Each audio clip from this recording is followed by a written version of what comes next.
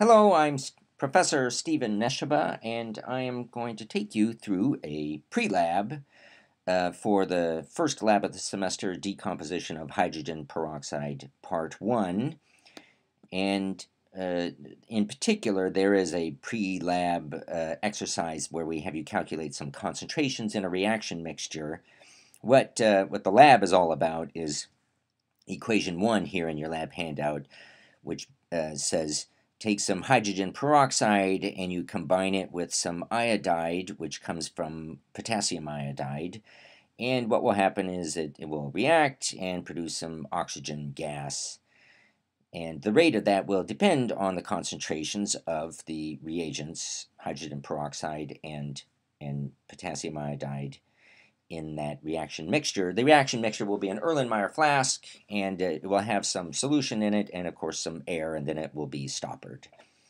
Here is the operative equation for doing that kind of calculation.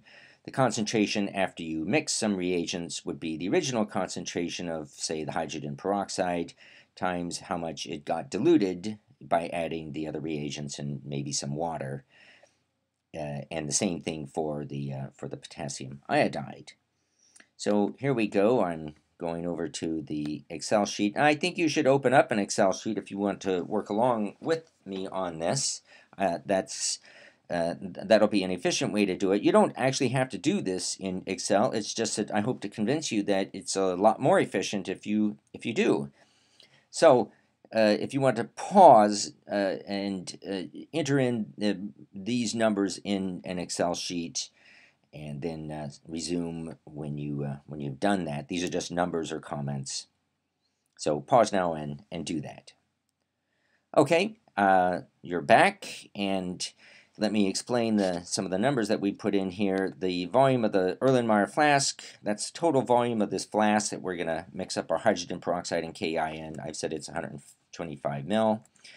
R is the gas constant, 0.082 in liter atmospheres. Temperature, I don't know what the temperature is going to be when you do this experiment, so I've just guessed it, 298. These are the stock concentrations of the hydrogen peroxide and the potassium iodide. Down here, we've laid out some possible runs 1 through 6. You might want to do more, but that's just a start. And I'm going to start now, we'll start entering some values of the H2O2 stock solution. Remember, this is what you're going to add into your 125 ml volume Erlenmeyer flask. Let's say we put in 1 ml of hydrogen peroxide and 1 ml of your potassium iodide. Now, we would like all these solutions to end up at 25 mils, so total, so I'm going to add 23 mils of water. The next thing we'll do is just, it's a double check. I'm going to write in a formula. If you want to try it, pause and enter in the formula, which will be the sum of these three volumes. Okay, and here's what I would do to do that. I've said equals that volume plus that volume plus that volume. Hit return, and look at that, it added up to 25. That's just fine. One more thing, I want to figure out how much airspace is left in that Erlenmeyer flask. To do that, I'll have to subtract the volume of the flask, take the volume of the flask, subtract the solution. Do you want to try your hand at that one? Go ahead right now and pause, and assume you're back. So here's what I think we should do. I'll take the volume of the flask and subtract away the volume of the aqueous solution in the flask, which gives us that number. Now, I'm going to introduce one more thing here, which is that we will eventually want to do some what's called filling down, so we can do all these runs without typing a bunch of stuff in over and over again.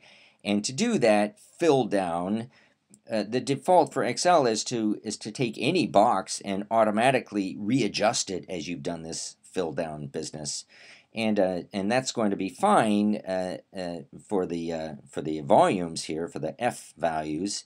But here, this reference to B1, the volume of the flask, I'm going to run all of our experiments in the same flask, so I want to defeat the relative addressing by doing what's called absolute addressing, and that's done by putting in some dollars there.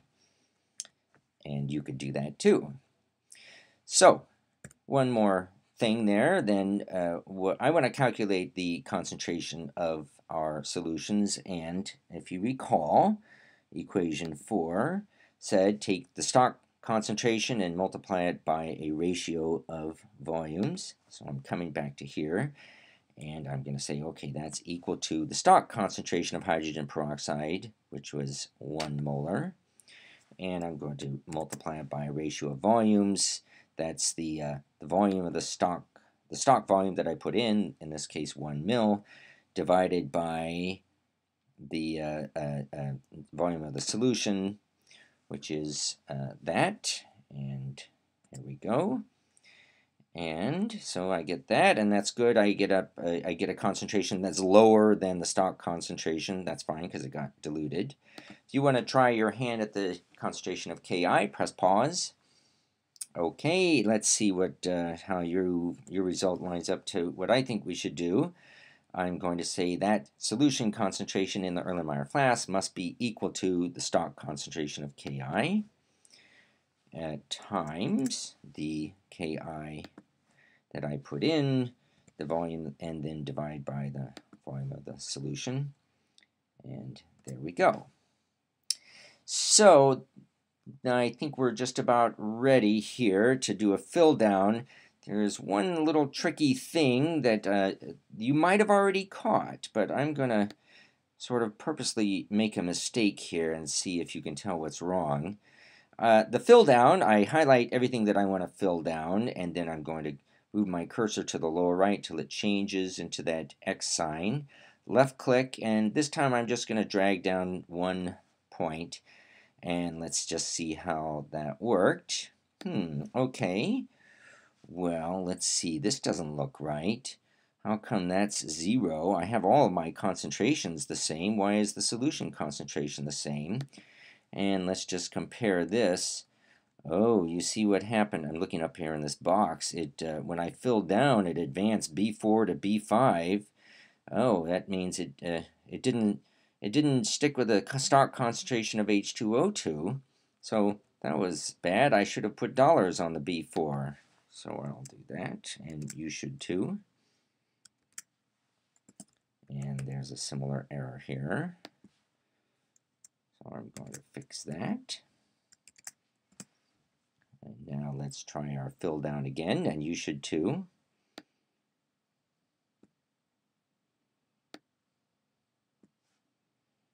Okay, that's looking pretty good.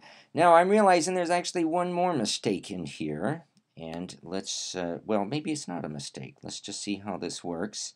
Oh, I'm going to show you a different way of filling down. It's the same startup as we did before, but now I'm going to go to this lower right, and instead of actually dragging, I'm going to double left click. Sometimes that's a little bit easier. Oh, and look at this. We've got all of our calculations done automatically. Now, of course, these are just duplicated calculations. What I really want to do is, say, change the concentration of H2O2. So let's say we doubled that. And you see these concentrations all changed. But, oh, look at here. My total volume of the solution went up to 26. That's no good. I better reduce the amount of water that I put in. Ah, that looks a lot better. And let's do that again. I want to change the amount just to duplicate that experiment. Okay.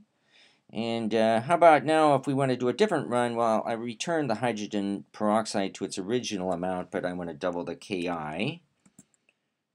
right, that's looking pretty good. And this last one, I've just returned to my original concentrations. Well, we're pretty well done. There's one more little formatting thing. If I think that probably it really is 0.04 exactly in this in that first solution and so on, but I want to change the format so it's a little bit maybe scientific notation. So I highlight all those boxes. I go up to Format, Cells, and hopefully something will come up, and I say, how about I choose scientific notation with 2 points past the decimal. I'm going to press return and see if that looks good. And maybe I like that a little bit better. So that's the end of this first part.